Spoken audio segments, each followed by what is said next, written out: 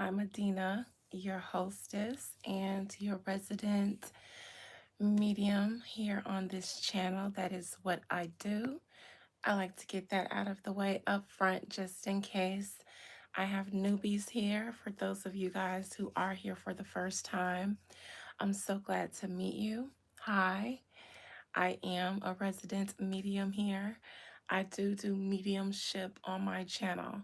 So if that is not your thing, I send you off. I actually hope that you leave in peace and blessings. Do not stay around and allow me to get on your nerves. And if you are a returning viewer or one of my resident viewers, subscribers, busted babies, I am so happy to see you on this Wednesday, this day of Mercury. Happy Wednesday. It's a vibe. I know that you guys are blessed because you're here. And I know that you guys look and smell amazing because that's what we do around here. We look and we smell amazing. Please, when you get in, tell me how your Wednesday has been so far. I really would like to check in on you. Simply because not everybody has somebody checking in on them. So if I can be that one, how you doing today? Hey, sissy, you made me come on early. I was having a 420 moment when you text me, and I planned to come on at 6, and I said, let me wrap this on up. Good, sissy. I'm so happy to see you.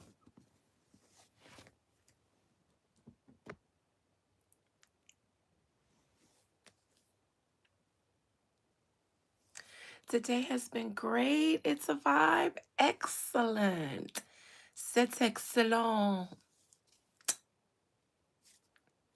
C'est excellent. Great. It's only been since when Sunday. That's only 3 days. Oh, look at my broken nail. Wednesday I did the members live, but it was only one or two of you guys in the chat, and I said there that I had a busy week. So if you guys didn't hear that, it's not my problem. Kanazel, hey, how are you? Hey, JD, honey bunny.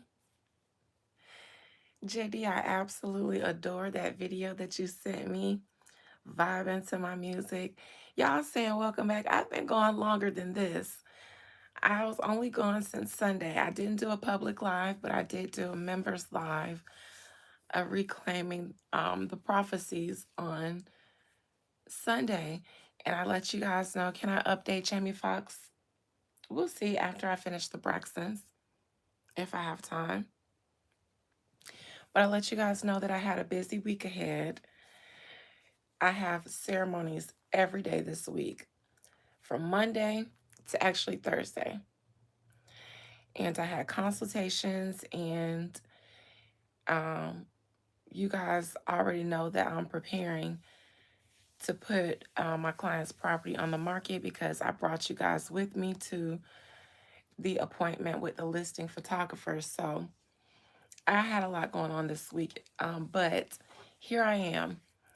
A little business before we begin talking about the Braxtons. I wanted to talk about each and every last one of the sisters and maybe even throw Mama Evelyn in there to see how she feels about what the state of her family is. And just, I'm reminded when I thought to do this subject today that I did a reading on them before, maybe sometime around the time that Tracy passed away. And I said that I don't want to say that these sisters are irretrievably broken, but I feel like they were going to be struggling for a very foreseeable long time. And so, anyways, before I dive into the Braxtons and maybe check in on Jamie Foxx, as you guys have come to know, if you are regular subscribers and regulars here, Toward or every year, I do a series of ceremonies that I feel like are foundational. They are my routine seasonal um, ceremonies that, like I said, are foundational to me. And I began to roll some of them out here on the same schedule that I do them for myself. So we are in the harvest season going into the hibernation season of the winter, where we should be diligently working away at so the harvest season in the fall, it comes after the spring, where we should know all of the abundance that we've acquired through the year, what's working for us, what's not working for us. And the harvest season is when we usually reap the rewards of all the work that we've done throughout the year, and we're taking it all in and accumulating it. It's our harvest. It's like, okay, I got this new job this year. I got this new promotion. I'm starting this new business, whatever the situation. I got this new relationship. I just broke up out of this relationship, whatever the situation is. And in the wintertime, after you've accumulated everything, the wintertime is when you should be hampering away at it, working away at it, investing into it. So that, and investing into new things. So not only should you be working away at what you've already acquired, but you should already be looking based on that, based on what new level you're in, where you can plant seeds in the next season, in the spring season, for the next harvest in the summer. And so in this time of the year, I am doing my routine blockbuster slash road opener, because we are out of the thick of it of the year. We've acquired our harvest, and we should be figuring out and knowing where we want to go into next year. And by knowing that, by this place, some of us have acquired blockages. Some of us can foresee, based on where you want to go next year, your New Year's resolution or whatever, you can already see or foresee what challenges or blockages might be in that path to get you there. And so this time of the year is when I do the blockbuster slash road opening ceremony. I actually hadn't even set a date for it, but I know I'm gonna do it in November, and I know it's going to be before Thanksgiving. A lot of you guys have been coming to me, and I say by a lot, I'll say three of you guys have come to me individually for ceremonies because of unforeseen debts. Two of you guys have been hit by the Department of Education for a student loan. Somebody else has been hit by the IRS. And in each of you guys' consultation, before I do the ceremony, when I look into it, I see something similar with the government, with the system. And I see that, for one, we should already know that they're broke because we operate on a system of debt.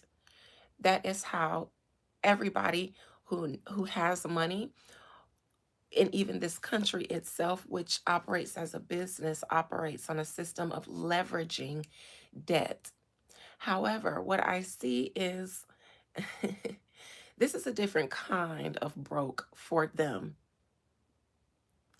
This is a We are strapped for cash, and the only other place that we can get it is if we restructure our system that benefits us, and we won't do that. So let's shake down the citizens. Let's shake down the people and see what we can get out of them. And that usually induces a lot of fear in people. And what do people do? Forget any other options or power they may have in the situations. They just pay up. It's like when debt collectors call, if you're not savvy enough, they'll badger you into paying something.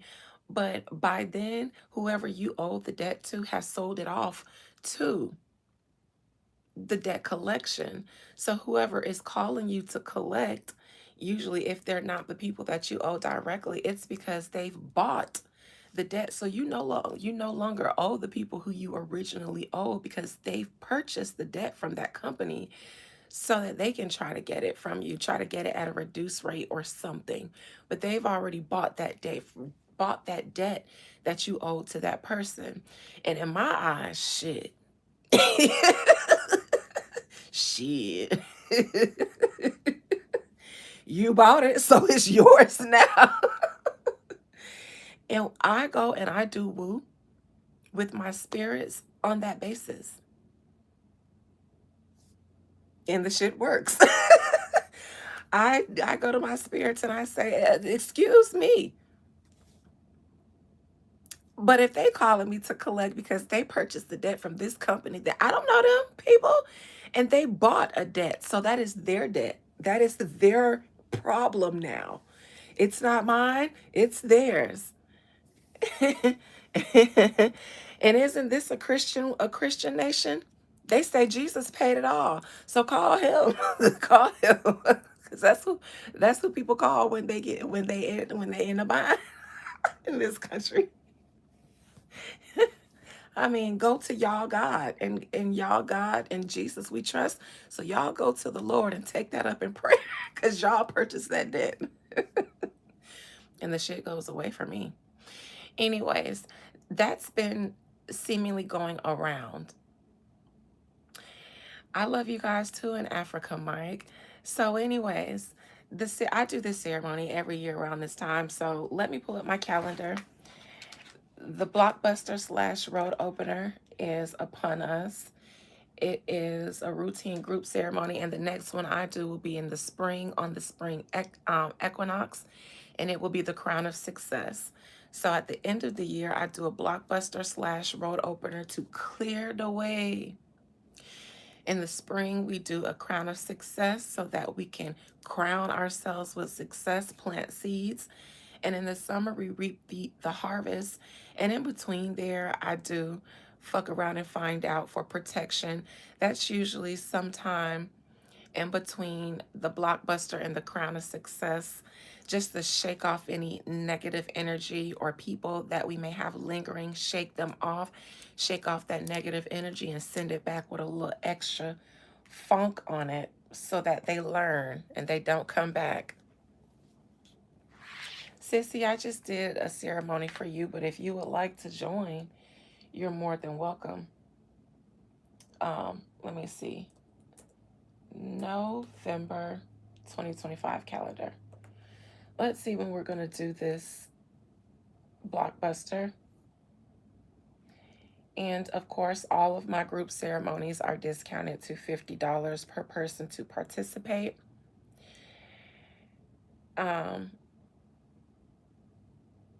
And oh yeah, I forgot about the SNAP benefits. Anyways, so $50 per person. If you don't know how to contact me because you've never participated, email me at beyondtheveiladina@gmail.com. If any of my moms can put that in the chat, beyondtheveiladina@gmail.com. And you just email me. Let me know you want to participate. I need your first, last name, and date of birth. And then I'll let you know how you can get yourself in there. All right. Let me look at this calendar. All right. The first is Saturday. I will be out of town on the 8th. Maybe I will. I do Blockbusters, however, on Mondays and Wednesdays. So I'll do it on a Wednesday. We'll do it on the 19th. November 19th is when we'll do the Blockbuster, and the deadline will be the day before, Tuesday, the 18th. Thank you, Sissy. Let me pin that. So my email, if you want to participate, is pinned in the chat. I just explained what this ceremony is for. I will be specifically targeting debt relief, and any other blockages, especially institutional. And I'm sorry for anybody who's come individually and had to pay the full price for this, but because of you guys, I saw that this is a need, and I actually have been so busy I forgot, and I was going to let November slip by. And I like to do it before the holidays kick in so that people can get whatever abundance or blessings might be or resources might be available to them that might be held back in time for the holidays. So, November the 19th, which is Wednesday, that is when we'll do the group ceremony. And Tuesday, the 18th, is the last day to join, $50 per person. If you miss it and you do need it, I do have my ceremony list on my page somewhere, but it is significantly more expensive. I can't remember off the top of my head, but it's not less than $100. All right. We are the Braxtons, and you'll see that we are not like an ordinary family. Anyways, I actually brought out my oracles for the Braxtons because it's not, and it's not anytime you read them, you don't just go into it lightly. You need an oracle, a message from the divine, to lead reading them, to kind of set the pace and set the tone to see what the divine is saying about them. That's my personal opinion because I feel like they are so heavy. Reading them is so heavy. And since I'm going to read all of them as a unit, I already forefeel the heaviness. Each of them individually, in my opinion, and all of this um, coming coming after anything I'm saying right now is my opinion.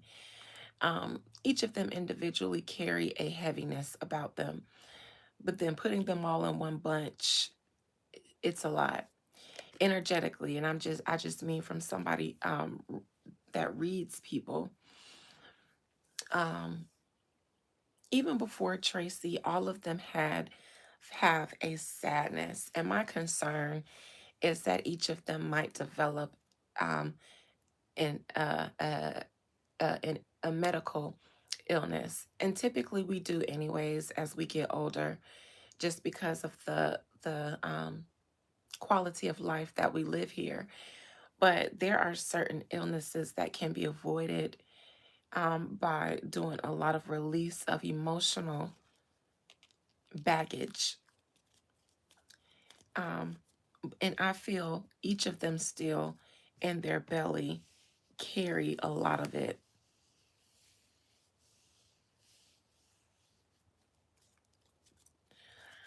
Ironically, in a family so big, I would expect I would expect to see more children, and that's just in my experience.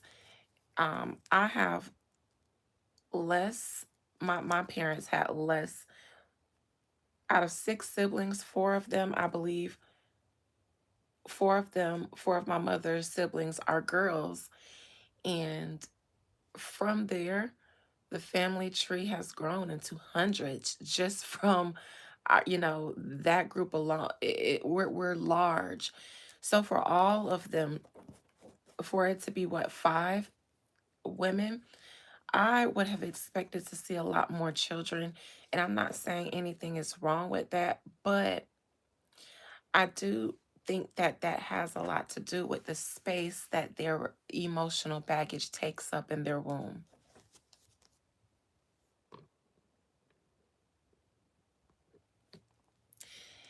Anyways, that's just what I feel as I approach reading them. So let me actually rinse my hands a little bit for them. And then I even feel a little bit somber as I prepare to read them. Like I don't want to joke around right now. I don't feel in the mood to play around reading them. And I'm just describing my mood and how I feel right now as I approach them. It's almost like it gets quiet as I approach getting ready to read them. Most High Mother and Father God, I come to you humbly, um, gratefully for the ability to do so. And I asked to retrieve a message about and for the Braxtons, for the Braxton sisters, the Braxton family unit, based on where they are currently, where they stand. Excuse me, here comes the.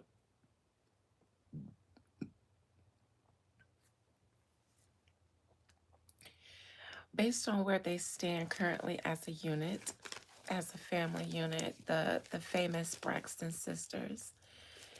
May I have a message from the divine for them? There is always something that the divine is trying to enlighten us about, that we are not always able to perceive due to our consciousness. But allow me to perceive that message or whatever is the most pertinent message concerning the Braxton sisters as a unit for their highest good.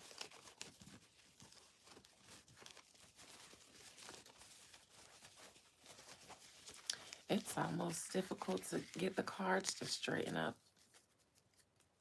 Hello, Conrad. Hello, everybody that's crept in while I was not paying attention to the chat. Happy Wednesday. Happy day of Mercury. Please let me know how you're doing in the chat. I really do like to know. Please allow me on this day of communication and on this day of my ability to communicate with the underworld, as I have Mercury and Pluto. I mean, Mercury and Pluto in Scorpio in my seventh house, my descendant, my own personal underworld. Please allow me to perceive a message for or about the Braxtons, the sisters as a unit. Be bold and make the first move. First and foremost, I would like to say that their ancestors or the spirits support Ashley. It's my opinion because of this be bold and make the first move. And she's the only one right now who is speaking out about something that she has alleged transpired between her and a relative that was inappropriate as she was a minor, and that was also her aunt's husband. So she's the only one right now that's having to be bold and step out outside of the family mold when they might want to handle things privately or not at all. So because this is upright, I feel like this is about her, and I feel like it's being supported by the. What is that? How cute!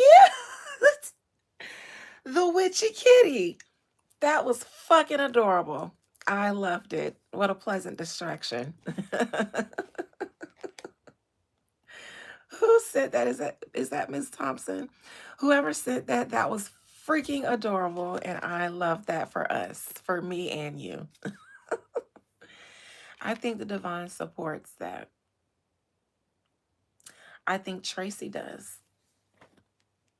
Just because I thought of her just now.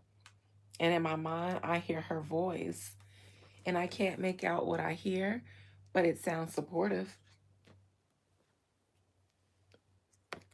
I'm sorry, you guys. I'm plugging up my charger. Okay. I can do that now without having to prop my phone up in an awkward position because of my lovely, blessed baby Jasmine, who brought me this new phone stand that I'm using. Okay. All right. I feel like it's supported from the divine.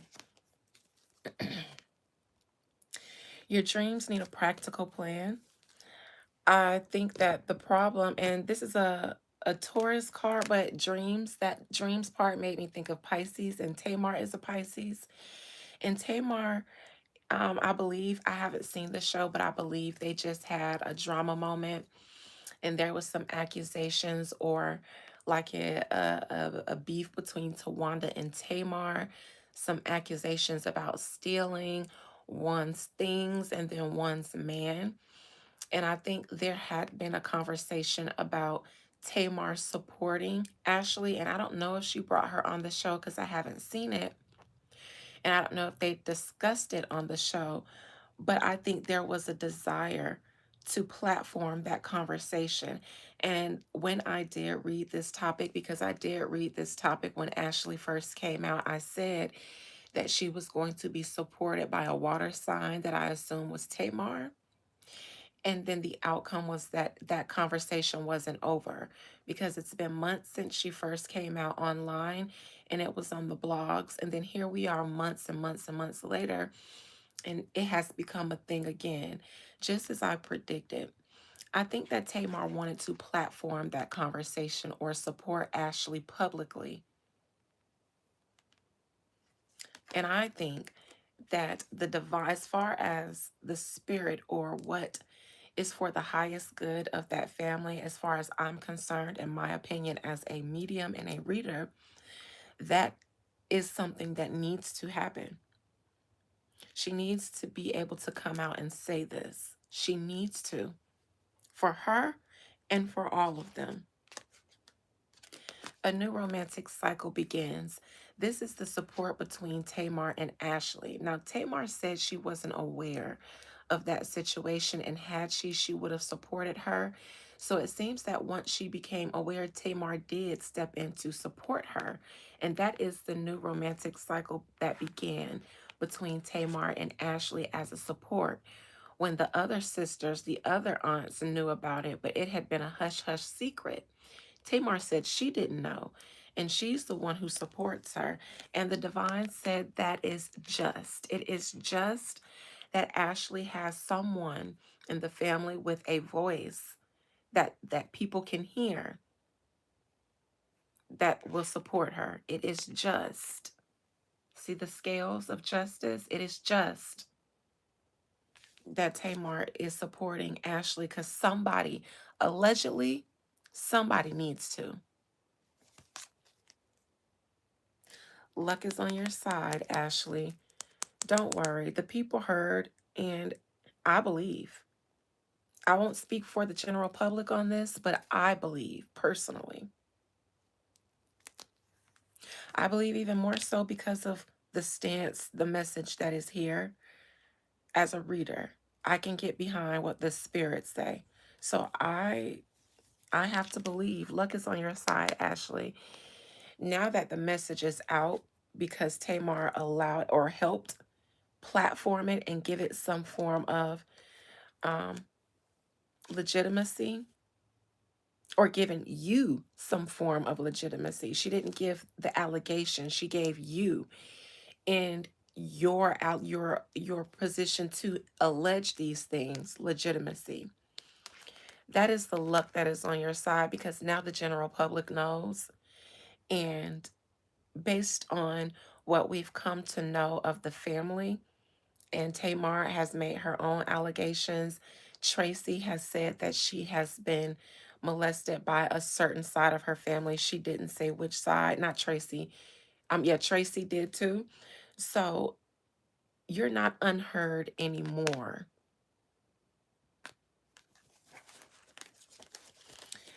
Um, and I would like to think that that your aunt Tracy supports you too. All right, now let's dig in. I'm gonna read them as a whole, but I may end up splitting up individually as things come along. All right. Again, this is all based on my spidey sense opinion that one can say is all my imagination. And if one says that, that's perfectly fine. So take this all. I don't want to say for entertainment purpose because this isn't for shits and giggles, but take it lightly. It's story time with Dina. And it's all my opinion. Most High Mother and Father God, thank you first and foremost for that message that I was allowed to perceive for the Braxton sisters and the Braxton family.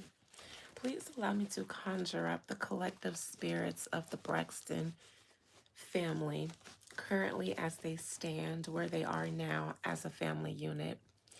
and most notably the Braxton sisters, as they are the most famous of the family. What is currently going on in the Braxton family unit? What is the temperament in the family unit? In my mind, I am reminded of the current conversations about Tamar and Birdman. I think that even if Tony were to agree with the public about her actions being appropriate, Tony, first and foremost, and we share a birthday, October 7th. And I would like to say Tony and we're both eldest siblings. Um, I only have sisters. She has a brother, but she mainly has sisters. I would like to say that Tony has mastered the art of firstbornism. And to add a little razzle dazzle on that, she's also a Libra. And that is one of the most detached or equilibriumly detached. I would say Aquarius is the most, or can be the most emotionally void or the most emotionally attached without reason. But I think that Libras, and I'm not speaking about Libras, I mean the sign itself, the element itself, due to its equilibrium, that is where its detachment comes in. Its equilibrium, its ability to not choose anything and just stand in the middle ground and be perfectly fine being in the middle ground. That is the detachment that they have, that we can have. And even if it bothers us, because we can tend to process our emotions through our logic, it can annoy us more than it can get us out of pocket. And because it annoys us, it's a more mental annoyance than an emotional one. We can, not saying all of us are, but we can, because there's Cardi B. We can know how to temper that emotion through our logic and just detach. So there's the crash out side, which is the more Aryan side of Libra because that's its sister side. And then there's the full on Libra, which chooses to detach so that it doesn't crash out. And sometimes it does. Sometimes it only learns that temperance through experience, through life experience. So maybe Cardi B will learn to detach rather than crash out, and maybe she'll just stay in her element because she's an Aries moon just like me too. And I had to learn that temperance. I had to learn that in order to acquire peace. So I think that Toni Braxton, when it comes to the Birdman situation, she's learned that or mastered that art of detachment. She's already said that if these ladies weren't her sisters, she really wouldn't have anything to do with them. And I think she has a special relationship with each of them. I think each of them feel like they have a special bond with her. But I think even if Toni Braxton agrees with that sentiment about Tamar, she's detached from it. So that's just where I start in their energy. Let's see what's going on with the family.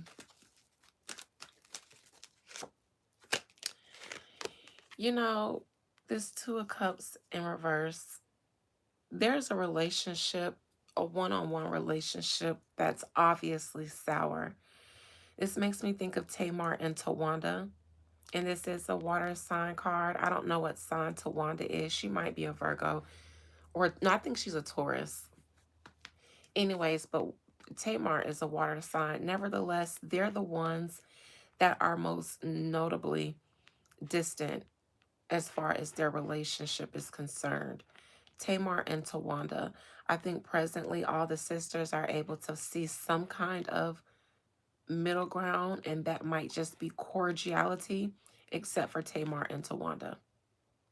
Obviously, I think Tamar was the only sister that was not at Tawanda's recent wedding, and I'm not sure, but I think she was the only sister that wasn't there. So they don't see eye to eye, and it's deep. Whatever they don't see eye to eye, and I was a fan of the show. I watched many seasons from its inceptions. So they've never really been on the best of terms, and that probably goes back probably before they even got on TV. Nevertheless, their relationship, I think, is what may be what causes a lot of the fractions when the family is fractured, or the sister unit is fractured, which means everybody is fractured. It could be due to the broken relationship between Tamar and Towanda. It could stem from that in some way, especially if they can't see eye to eye when it's time to reconcile, when everybody's trying to reconcile and they're the ones who never get along. Then that is going to be a permanent elephant in the room, because all the sisters kind of have to dance around their broken relationship and walk on eggshells around it when everybody's trying to get along, but they obviously aren't. And I think that could be the current situation. And I feel like Trina could be feeling a little bitter towards Tamar too. And that is for her giving a voice and a platform to Ashley. When I said that, I got this funky smell under my nose, and the image that I got in my mind is Trina addressing the matter on social media with her new husband behind her. And I instantly thought, it instantly made me think that Trina is someone who always needs a support, a sidekick. And in the moments in life where she doesn't have one, she will hide and she will deny. So she needs, it makes me think of how the situation with Ashley was initially swept under the rug, because her sidekick at the time was her husband. It was Gabe. That was her prop. So she could hide. She needs to hide. I don't want to call her weak, but that's the only plain way I can put it, but it's deeper than that.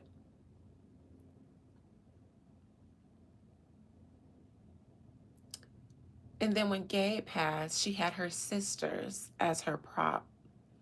Then she got a new husband, and now he's her prop. But that was a situation that never needed to be addressed with him sitting there with her. So that means that he was her emotional support prop, because he wasn't there. That was with her ex-husband. And I believe he was, commenting and things like that when he had no place to, because the only thing he knows is what Trina tells him. And then he has to choose to believe his wife and choose to believe that she's not the type of woman who would have swept that under the rug. So he was there as her emotional support, but she seems to need that. I'm curious if there's ever been a time where she stood on business on her own about anything. I think I don't know if her and Tamar aren't speaking, but if they are, I don't think it's their best of buddies right now, because I think Trina doesn't like that Tamar is agreeing with Ashley. And again, as a medium and somebody who speaks and connects more with the spiritual realm, I will have to say that it is my belief that Trina does too. I mean, Tracy, challenging them. This is Tamar, because she's the Pisces. I don't know if Trina is a Pisces. I don't know if any of them are Pisces, but Tamar is currently in the media because of her faux pas with Birdman at the Verses, and because she was most notably absent from Trina's um, wedding. So right now, Tamar again is on the outs with the majority of the sisters, I believe. And I believe Tony may also be annoyed with her about the Birdman situation. I don't know if she expressed it, maybe, but I think she's at least annoyed. So I think right now, nobody is genuinely giddy about Tamar. Again, I also think that the majority of the sisters want the Ashley situation handled privately. And that makes me think that it's a thing, because otherwise it would just be fodder for their show, and they might allow it to drum up, interest or views. But I sense they really want this to be swept under the rug and handled the way some families in the Black community, and I can only speak for Black community families because I only grew up in that. I suppose they probably do that in white communities too, based on the known amount of pedophiles or public pedophiles and things like that, that have been Caucasian persuasion. Nevertheless, I think that they want this thing not publicized, the Ashley situation, because I think it's difficult to explain away. And that's why I think Trina needed to address it with an emotional support person. Because otherwise, I don't think she would have been able to sell believable, not by herself, but being able to pull from someone stronger energy that supports her and is biased towards her. She needs that. Other than that, I think she might have stuttered and faltered all through trying to explain it away, because I don't think she can even sell it to herself without having somebody to co-sign her. In the past, this is the irretrievable broken situation, and it's in their past position. These sisters have been broken, and they move in cliques, and at various times throughout their family history, the cliques have been different. But for the most part, I feel like even when Tamar and Towanda were trying, I think that Towanda might have still been gossiping, because this is also gossip. So somebody in the family, I think, has a major problem with gossiping. And I think that may be Towanda, because she tends to get along with everybody else except for Tamar. And so she would be the best person to gossip and keep a form of dissension going, since she's the one who gets along with, or even likes to get along with, everybody except for Tamar. She doesn't care to get along with Tamar. But it's obvious that Tawanda's relationships with the other sisters matter, because she has shown that she will go out of her way to try to reconcile with them, especially if it's at the expense of reconciling on Tamar's head top. I think that at least one of the sisters, and it's my opinion that it's Towanda, is a gossip, and that makes it difficult for them to all unite together. Because if they all do come together, including Tamar, Tamar is going to feel some way about Towanda gossiping, or whichever sister it is. But I think it's one.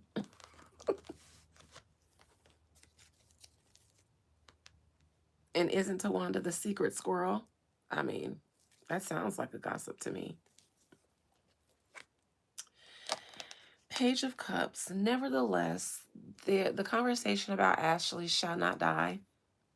I don't know if it's going to be an upcoming episode of the show, or if it's going to be something that will be addressed on the show moving forward. But if this is not the Ashley situation, then this might be Tamar continuing to make light of something or addressing something in her own way. I don't think it will be something messy wherever it comes from, or the intent might not to be messy.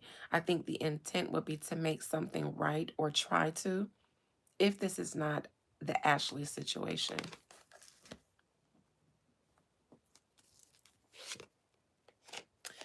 The Magician. I honestly think that this is Gabe. I don't know if he's a Gemini, but it doesn't matter. I think this person did it. And I think they're the magician because they got away with it. And it was swept away as if it never happened. So at one moment, the situation was there, and then the next, it was gone. It was swept away. And I think this person had every resource available to them to do these things because certain things were overlooked by, I believe, their counterpart. Now, Tracy did say, I mean, Trina did come out publicly and talk about some inappropriate behaviors that she came to learn about of her husband, which caused a fracture in their marriage, and she limited it to inappropriate online behavior. But I think she became enlightened to more than that. But she just said it was online to lighten it. I think what she meant by online was also text messages.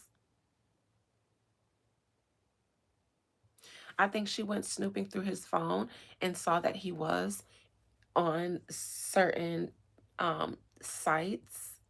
I think that she might have saw that he was on certain apps like dating situations.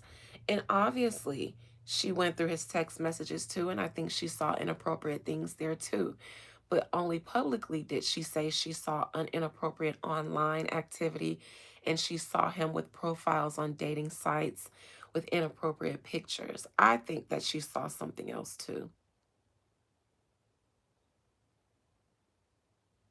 some of which was spoken about, some of which was not. And I think that he had every resource available to him to act that way because he was enabled by denial of the people who could have. Only pulling that from the magician, and that's all my opinion. This is the inappropriate behavior. I think only some of it she called him out for, and he took accountability for, and some of it he never had to.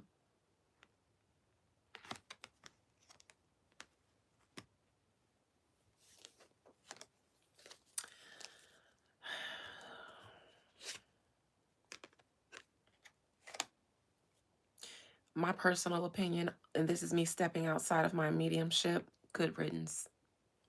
Okay, now I'm stepping back in. Now, this is Towanda getting married, so this is a new addition to the family. And this is them trying to come together for a celebratory moment, even on the back of them being in a dull space. I also think that at Tawanda's wedding, they were really missing Tracy.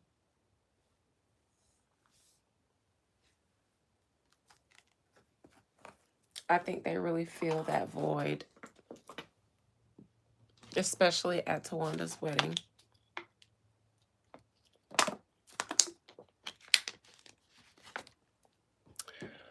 Good damn riddance. I'm sorry, I'm not. Good goddamn riddance, personally. In my opinion, based on what I'm seeing in this reading,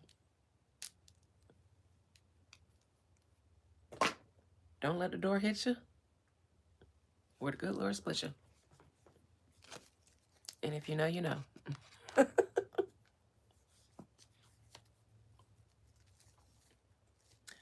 One less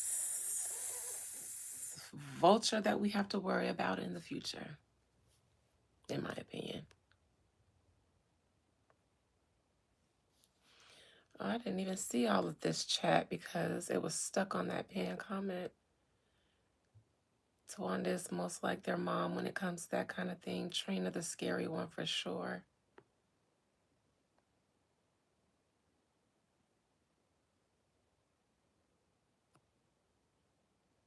Yes, Birdman did date Tamar back in the day.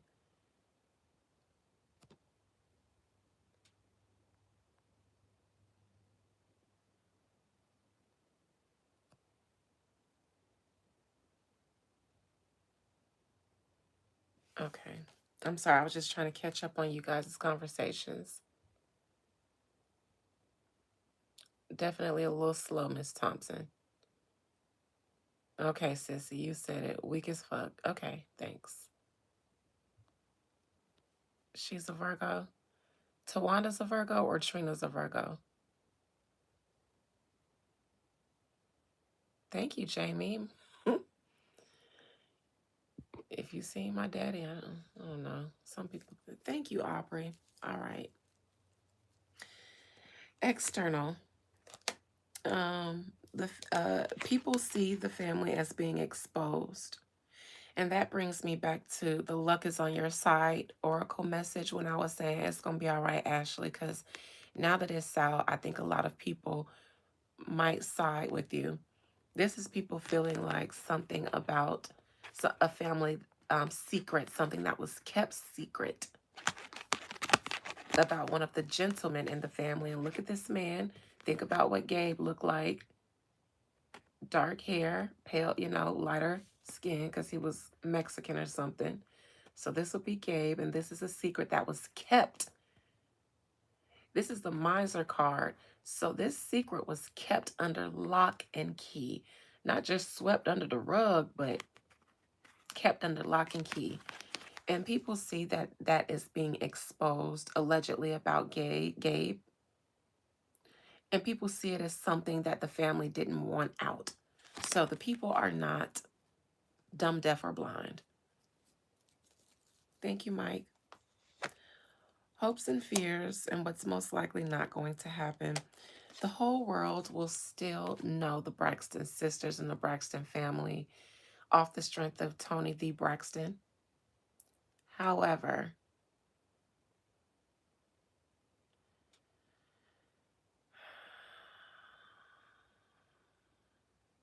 they are also just as equally famous now for their family trauma as they are for Tony's career. And Tony, the very thing that you never wanted to happen has happened. Here's you being that star, and your sisters, the ones around you, and then that's Mama E by the side, and them bringing you down. I won't say that they brought you down because you'll forever be the living legend, but are you guys equal? Are you and is the Braxton name now only known for Tony Braxton, or do we think about the Braxtons now and their show and their history? Yes, we do. Yes, we do. Don't be a fibber. This card says we do. Outcome. No different from what I've seen before. If I said they were permanently fractured in last year when I read them, I will say the same thing this year when I read them. They're never gonna get along. This is beef in the outcome, and I saw it the very first time I read them as a unit. And this is my second time reading them as a unit and seeing inability to get along as the outcome, unfortunately.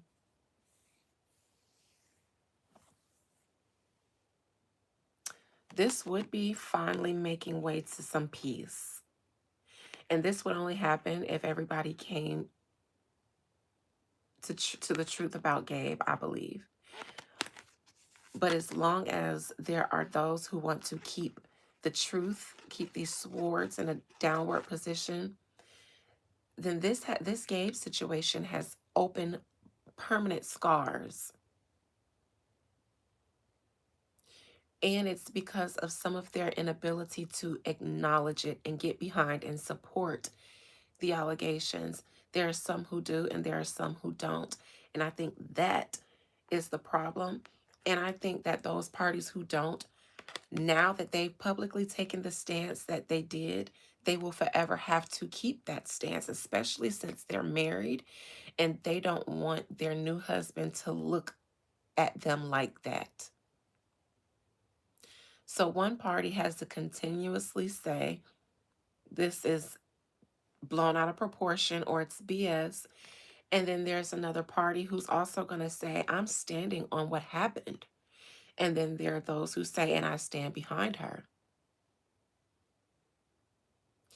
And as long as that party who says I stand behind her is Tamar, somebody who they easily don't like, then there are going to be parties who are going to be able to manipulate the true root of the situation and then blame it and just say that Tamar is being messy by talking about it, by bringing it up, by supporting the girl, When in true reality, as we saw from the oracle message, she should.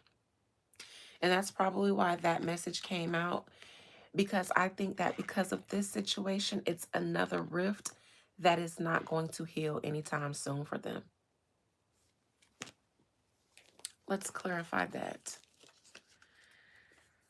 Ooh, I need something stronger. I got Hennessy over there, but I don't want to get up. This is the allegation, and somebody believes it.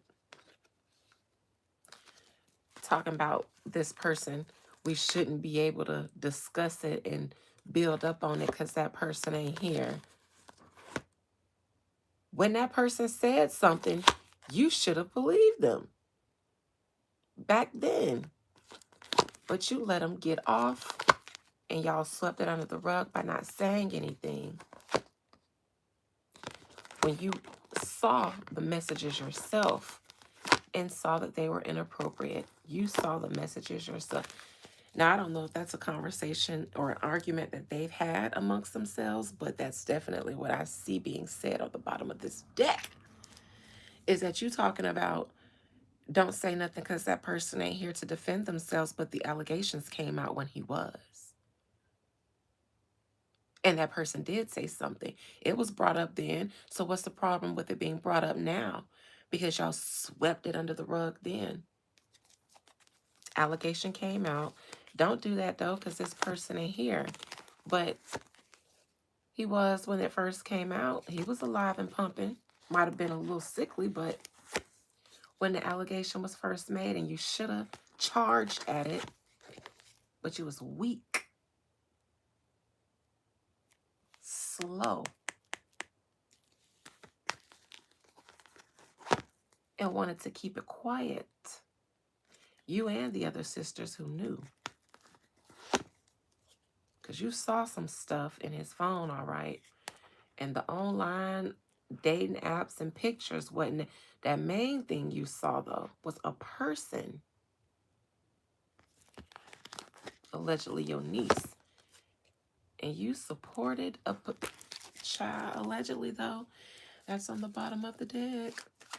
Outcome, 6 of Swords in reverse. I'm so hungry. I know that was off, but I'm so hungry. The problem is that somebody does feel like there was an inappropriate sexual relationship, whether it was just in text or whether it went further, and we just hearing text. That's what it boils down to. And I believe that it happened because this is here, upright. It happened. And this is here. I think it happened. Text that would have only been appropriate between a man and a woman in a relationship.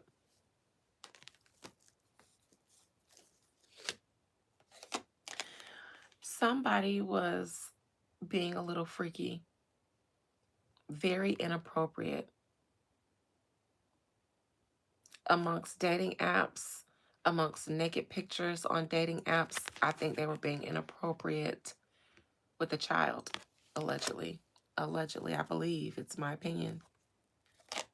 And I believe it was brought up back then, but they chose to not believe the victim. So because of this 5 of Swords here, which is why this 6 of Swords cannot happen. It's going to stay the 5 of Swords. There's an opportunity for it to be the 6 of Swords, for them to make peace. But it can't, because all of this is behind it. And that would mean there needs to be an acknowledgement of this. And I don't think that's going to happen. Now, what's behind that Lover's card? What's behind door number 1? Gonna get the job done. What's behind door number 2? Something special for you. Something not special for a child.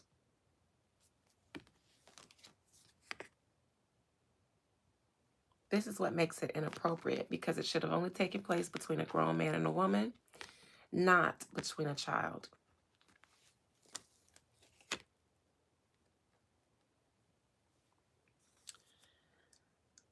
I think him getting sick stopped a lot of his activity, because the Chariot is a card ruled by Cancer. Thank you. Kendrick Lamar is a handsome black man, so I'll look like him all day. I like my Negro nose and Jackson 5 nostrils, sir. Anyways, this is a Cancer card. I think Cancer got in the way, but that's the only thing that stopped this person from being inappropriate. I think the messages were real. But then he started getting sick, and then, woe is me. Then he became the perpetual victim. And I think that's why that became the excuse that, it's in my opinion, that Trina used to sweep it under the rug, that he was sick. So let's not discuss it. Let's look deeper into these messages that I believe were there.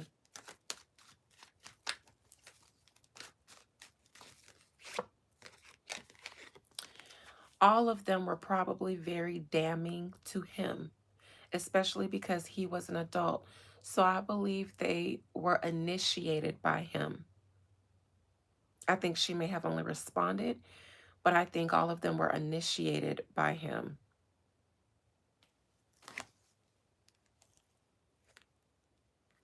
And I think his passing allowed him to get away with these things, and it became the excuse that they needed to walk away from it and keep it a secret between a husband and a wife.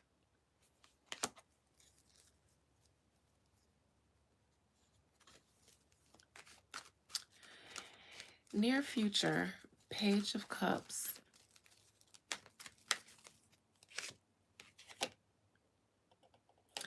Someone will be very flippant about things, very carefree. This could be Tamar, because she'll be wanting to kind of lighten the conversation, lighthearten the conversations about her being inappropriate with Birdman. It was the inappropriate, I mean, not inappropriate, overperformance when she called him after the show and was being, called Tony after the show and was being all extra and, look at the house my brother-in-law put you in. It was the kind of lighthearted, a faux pas that I think she recognized early on was a faux pas. So then she tried to oversell the minimization of it. She may continue to do that just to let people know, including her sister, look, I ain't trying to be what they say I am.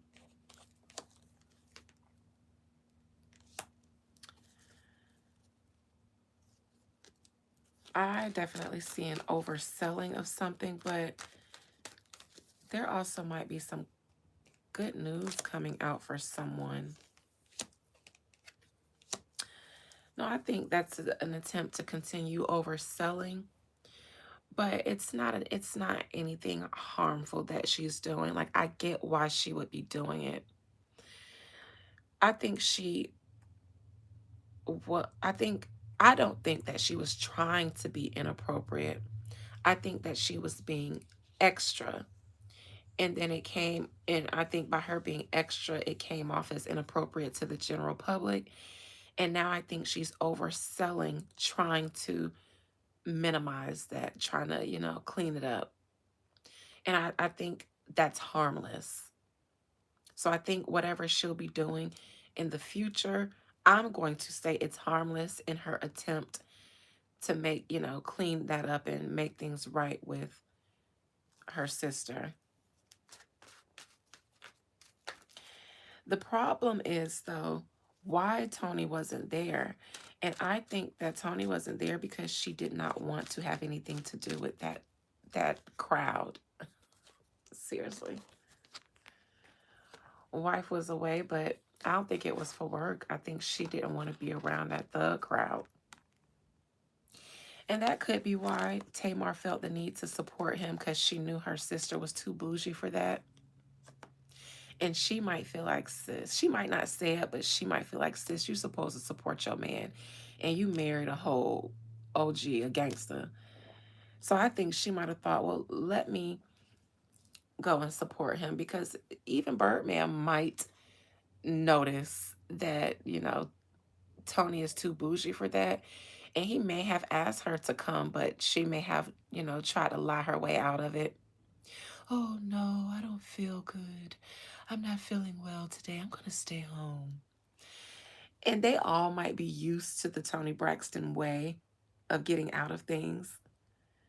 And that's the Libra lying that they say Libras do. Instead of just saying no, no, I'm famished. I don't feel well. But really, she don't want to hang around that thug shit. And Tamar, she with that shit. So I think Tamar might have been thinking at it like, well, let me go because Tony should be supporting her man. But I'll go and, hey, I'll go up there with the thugs. I think that's what it was. And since the people took it that way, now I think Tamar is going to try to be like, no, that's literally not what I meant.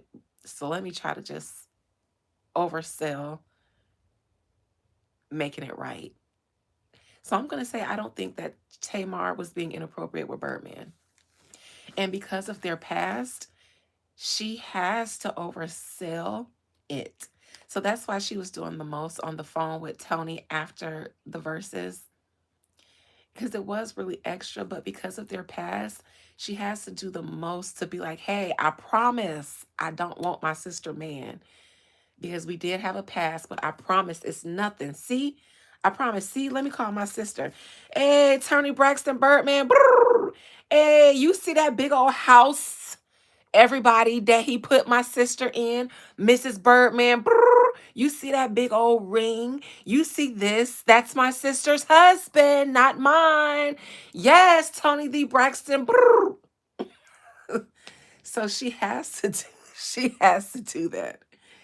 And I feel like she means it. I don't think she means any harm with her sister's husband. Wait, that bird died.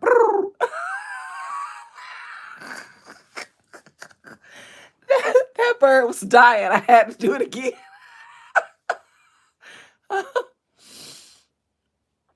Oh.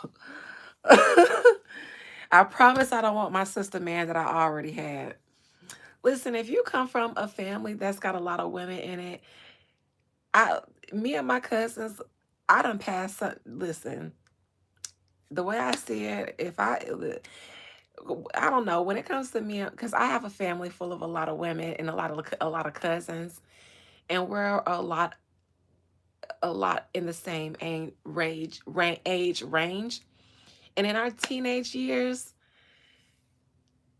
I've never dated behind any of my cousins. My sisters are off limits because they're younger than me, so I wouldn't be attracted to anybody that they are, and that would have never happened. I moved by the G code. I've never dated behind any of my cousins, but they've dated behind each other and they've dated behind me.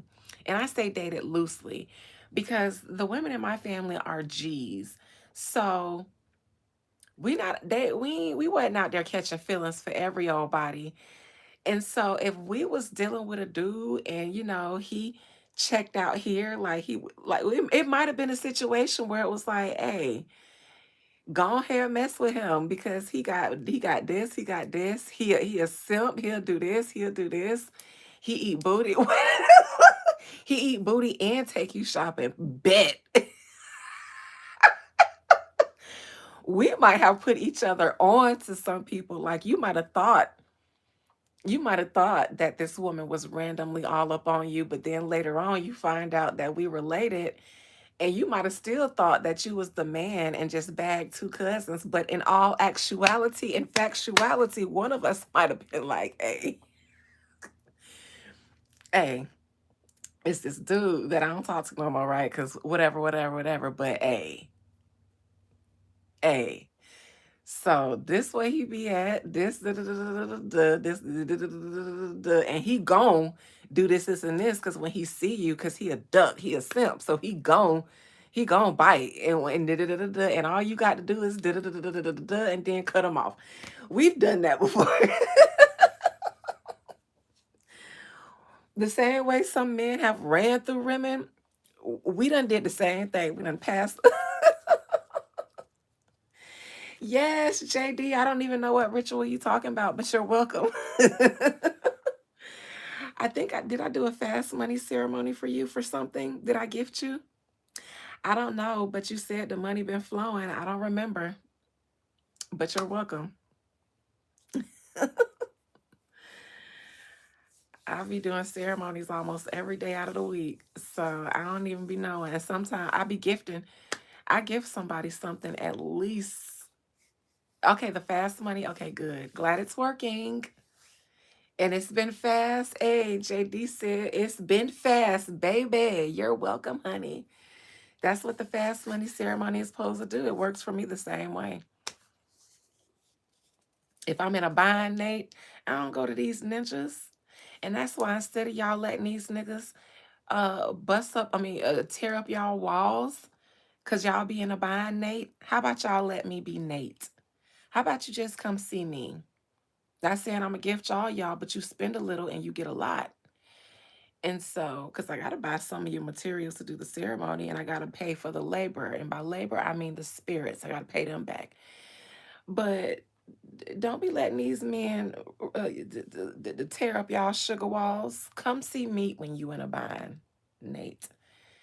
Get a fast money ceremony if you in a bind and let it come fast. And then when you get that fast money, then you come back for something more steady, like a crown of success. But these ninjas, they don't even be giving y'all what I can get y'all in these ceremonies off the strength of you. So I'm just saying, JD said it, not me. And she said it's been fast. So she ain't even got to wait on one of these dusties to get paid and decide how much they want to break you out. No, no, no, no, no, no. Come see Miss Cleo now for a free tarot read. Call me now for your free consultation. And what the shit? Why did I say free? That shit ain't free. It's $75 for an hour. And the ceremony ain't free either. But if you do the group blockbuster and crown of success, it's only $50. And it's usually more expensiver than that. So come get yours and be blessed. Because a blockbuster works just the same. You might have some shit that's supposed to be flowing in, but it's held up. Come on. It's been blocked. Come on. The people, the government is trying to block your moves. They trying to block your joy. They trying to block your spare coin for the holidays by shaking you down when they know you got money and gifts and food to purchase. Come get that blockbuster on the 19th. Amen. Amen. Anyways, Tamar will be trying to clean it up because her and Tony have a consistently good relationship that I think Tamar likes to salvage. Past position, who's been the secret squirrel that's keeping the family from being able to really merge because they be spreading seeds of dissension? A gossiping spirit, a monitoring spirit. Yes, JD, let the spirit swallow you up. Let the money swallow you up. Be swallowed up in money.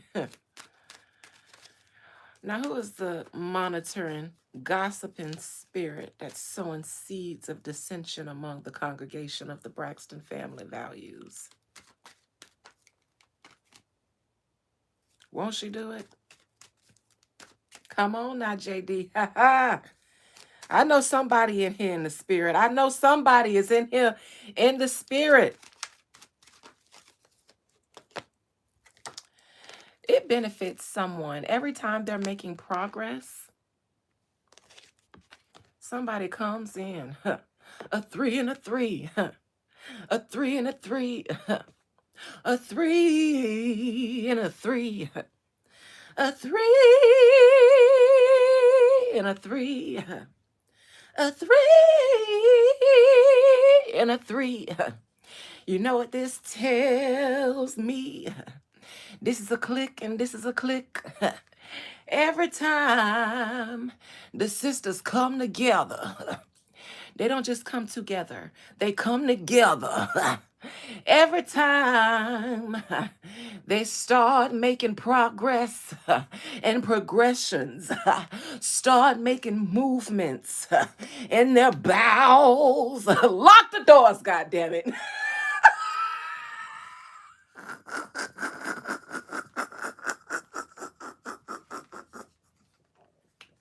I'm so glad my ushers is in here on the job. See, they ain't just mods. They ushers, gloves and all, arm folded, glove and all, robes to the floor, offering plate in hand. Y'all ain't ready for the Busted Baby Mass Choir either. Lord, somebody. Lord, somebody. What is this? It's my gym skirt. Lord, somebody. I said, let me get a sip of this water off the pool pit. You know, you got an old pastor, their hands tremble a little bit. Oh, Lord. Yeah. I said, anytime it's progress in the Braxton unit, somebody comes sow seeds of gossip, dissension, and I didn't forget to mention, they be hating.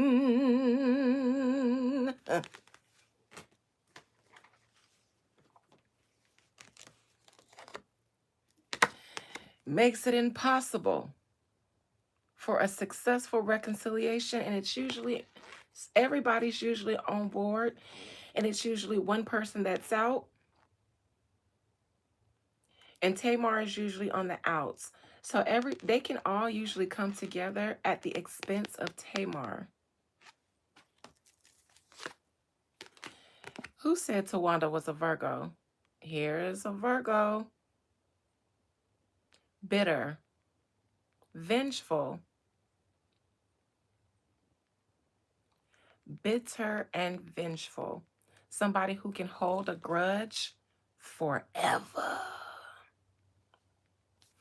She said, when my sis beef with me, we gonna beef forever.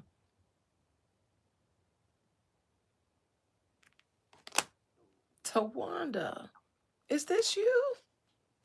Is this you? Y'all say Towanda a Virgo? Towanda, why is this you?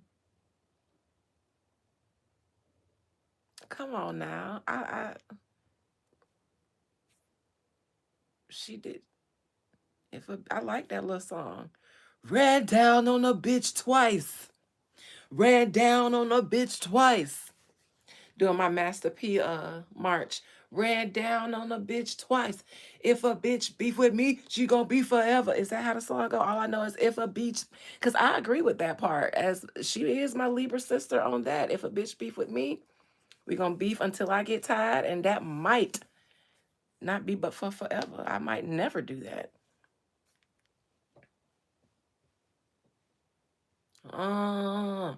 Anyways, Towanda, is this you? Let's clarify why you in that position. The Queen of Pentacles in reverse. Towanda, it seems that you knew about those messages too, and you were one of the sisters that was in on keeping quiet. Obviously, because you're not one of the sisters that spoke out about it.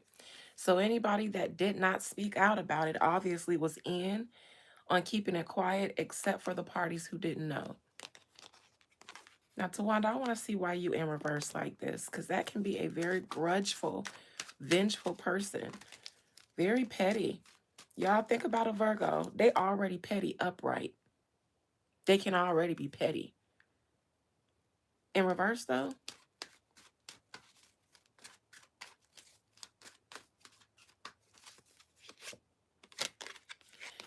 I believe Towanda is the seed of dissension. There is something that she's been holding against Tamar that she has not let go of. And I think it has something to do with Tamar being the breakout star on the show. Look, this person is breaking out from between these two wands, the world in their hands. I think it's Tony the Braxton, the living legend, and then I think it's Tamar. And to be honest, Tamar's voice is equally. Tamar and Tony's voice are same as far as talent to me. They just have different tones, different styles of singing.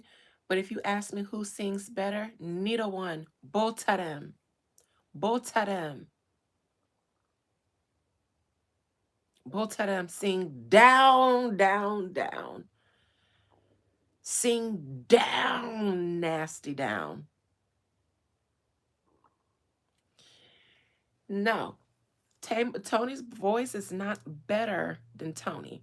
Tony just became the star first, and we appreciated and respected and allowed her voice and her music to be legendary and iconic. But once Tamar got a hold of that mic, and I'm sorry, but when Tamar came out with, I didn't have her first CD, but back in the 90s when she came out with If You Don't Want to Love Me, Don't Love Me.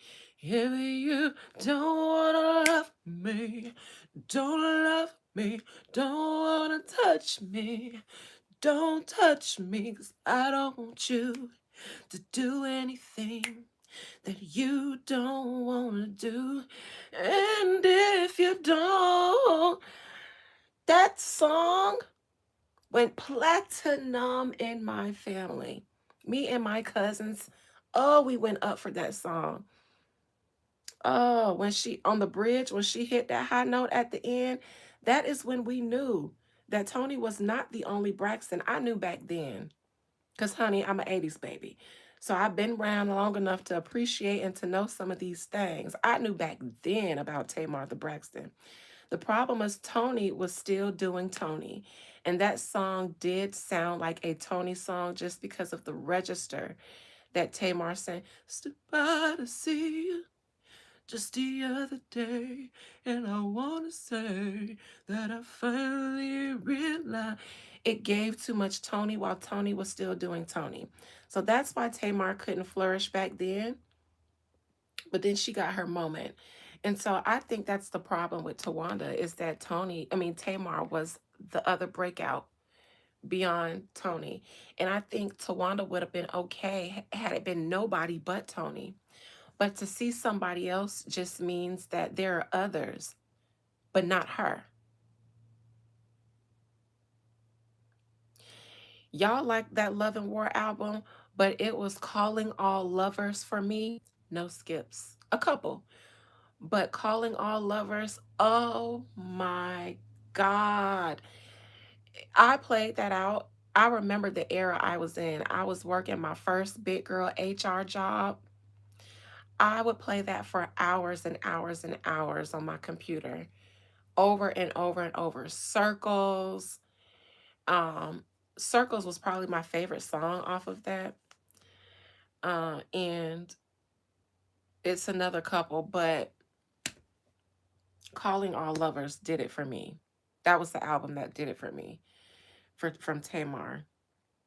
Tens across the board, in my opinion. 10, 10, 10, 10, tens. Yes, she sings down. And it's like even when she ain't even gotta do too much. It's like she does the most doing the little. Her voice, as soon as she just cracks it, it's eating. She can hum and eat down. I am here for it. And my favorite parts on their shows was their spontaneous songs that they would bust out in. I was here for those moments because they were the most united when they were in song. They were the most carefree and happy when they were doing that.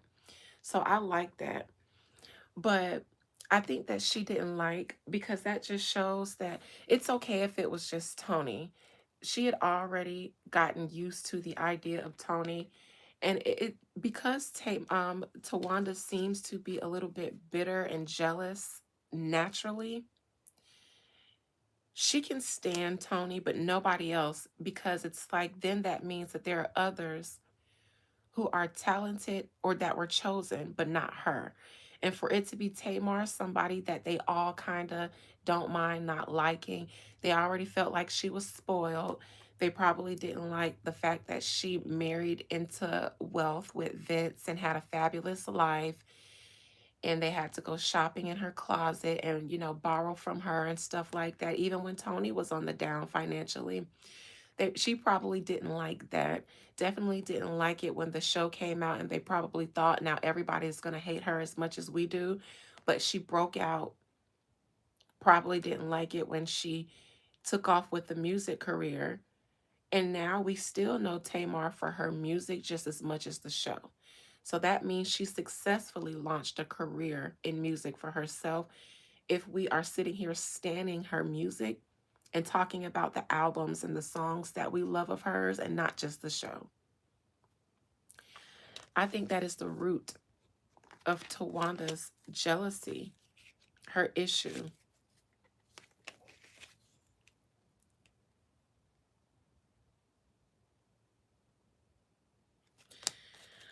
All right, well, I think that there was something messy about this marriage. I think that this is Tawanda's husband, and this husband is Tawanda's wife. I only say that because the emperor is reversed, but Towanda, being a big Virgo, a king Virgo, is upright. So I would like to say Towanda is the husband and the wife in the marriage, and the husband is the wife. I think there might be something messy about him or their relationship. There's something messy with Towanda and this, something messy going on right now. But the husband is the wife. Towanda is the man in the relationship. He probably has less than her. She has a name. He doesn't. So she has a show. He doesn't. So yeah. Then why are you here, Snoopy Blue? Are you Towanda? Are you secret squirreling me? All right. And because I'm starving, I'm not going to do a members live tonight because doing those reclaiming series take a lot out of me, and I would only have the energy to go to bed, and I need to go and get something to eat. I didn't cook. All the leftovers ate up, so I'm going to have to go somewhere and get something to eat. I don't know where I'm going. I don't know what I'm going to eat, but I'm famished, so I'm not going to do a members live. And if I look at Jamie Foxx, I'm going to end up here for another 30 minutes or so. So I'm not going to do that either. You guys work with me because I am tired and I have a ceremony to do tonight. So I need to conserve some energy. I need to go eat so that I can do a ceremony, be up at 5 to go to the gym, get some documents prepared for my listing so that I can meet with my clients on Friday. I have a funeral. My uncle passed away, and his funeral is Saturday. I have a ceremony tonight and tomorrow. And these people didn't ask me to sing at the funeral. I wanted to say no, but how could I say no when they lost both of their parents this year? My aunt in February, and then my uncle last week. But I done retired my voice. I don't sing no more like that. Especially not, I'll sing my music, but I don't want to do it. I don't sing like that. I don't sing in the congregation no more. I don't do live performances no more. And they want me to sing a Negro spiritual. Y'all want to know what it is? Y'all know a good Southern gospel Negro fume song, I Won't Complain. Y'all know I don't know that song. I don't know the lyrics. Like, I know how, I'm sorry. I know how it go, but I don't know that song like that to be getting up there and singing it at the funeral. So now I gotta learn I Won't Complain and learn it enough to be able to sing it like a Negro spiritual at the funeral. And I don't want to. I don't want to sing at the funeral. But how do you say no? How would I say no to my cousins who lost both of their parents this year? To my father's oldest brother. I heard they told my daddy, and he might show up. That's gonna throw me off if he show up and I got to sing and look at him because I ain't seen him in so long. And I am. I ain't gonna complain. It's funny. I gotta sing. I won't complain, and I've been complaining since they asked me to. Complaining, and I haven't told any of my sisters or nothing because I don't want the pressure.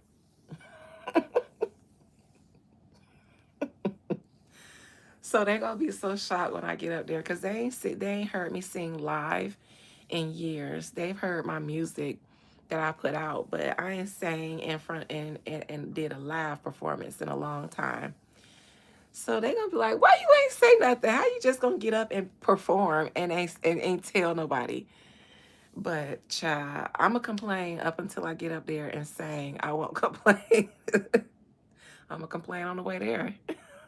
I'm gonna be complaining during the film. JD, thank you. Thank you. I love the fact that you be knowing my lyrics. So, anyways, thank you, JD. I got talents y'all ain't seen yet. Y'all ain't gonna never see unless you mommy and mommy and mommy.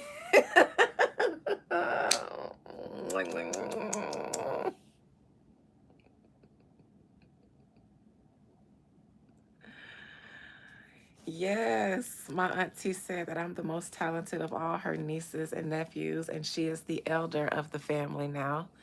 So if she said it, then hey, and my uncle said that I am the least afraid. He said, Dina ain't never scared.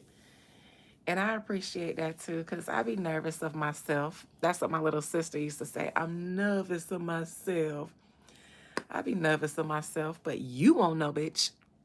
So the least afraid, the most talented, and that's all my elders.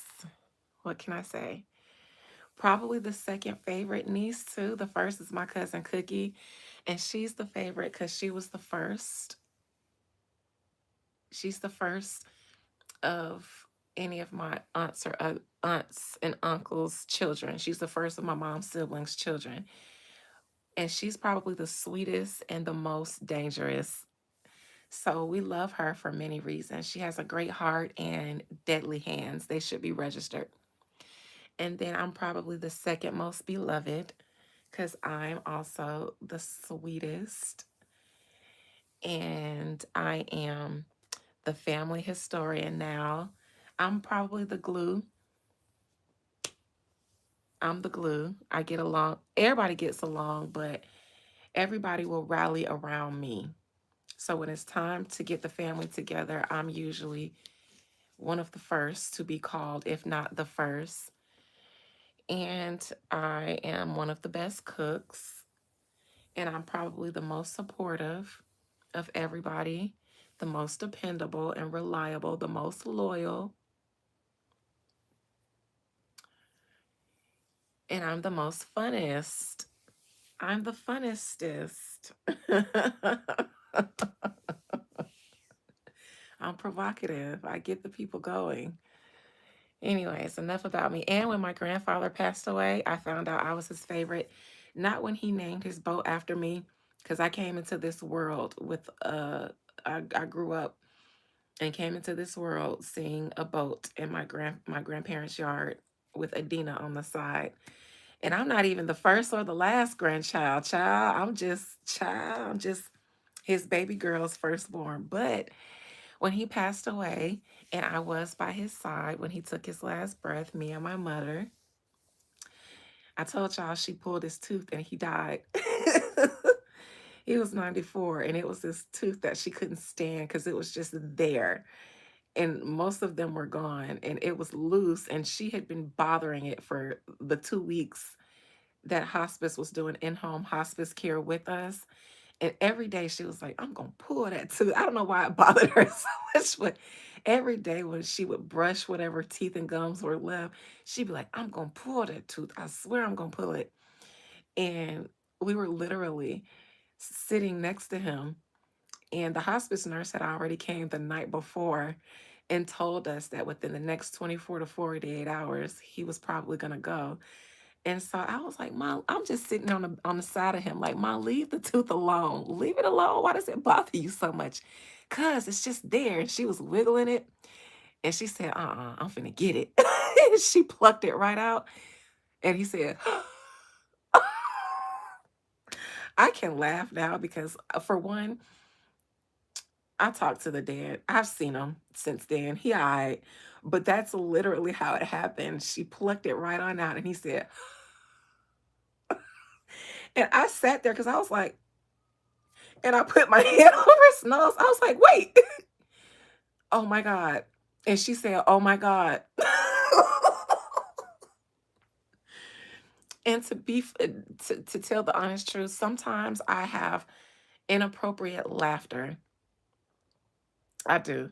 So I laugh cried like I'm about to do now because first of all, it's like it was so unexpected. And so I was my whole body was preparing to laugh because I was like, leave the tooth alone. Like, leave that tooth alone. And I was laughing because she kept fingering it. She was like, I'm finna get it. I'm finna. I was like, leave it alone. And she just, and she was like, I'm finna get it. It's coming out. It's coming out. And he was already on morphine. So she was like, he ain't even gonna feel it. And she plucked it.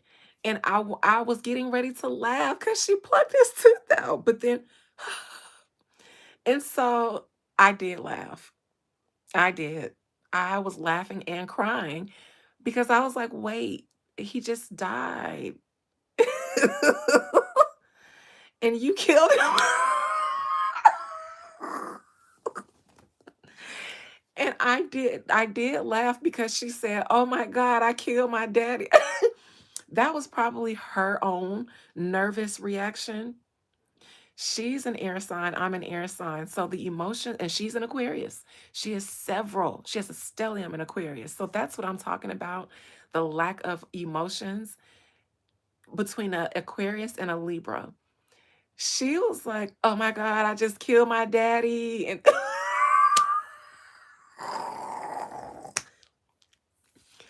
and I was like, I agreed. Then it set in. And neither one of us got really, really emotional. She did cry. She did, wipe her eyes a little bit. But for the most part, we were expecting it. He was already pretty much non coherent, just laying there breathing and stuff like that with his mouth open. But whenever we talk about it now, we gag. But I did laugh a little bit. I cried, laugh. And I didn't cry because I was sad. I'm not a person who cries over death. I cried just, I feel like it's because, well, it's somebody just passed away. So it's like almost the honorable thing to do is to shed a tear for them, but not because I'm sad.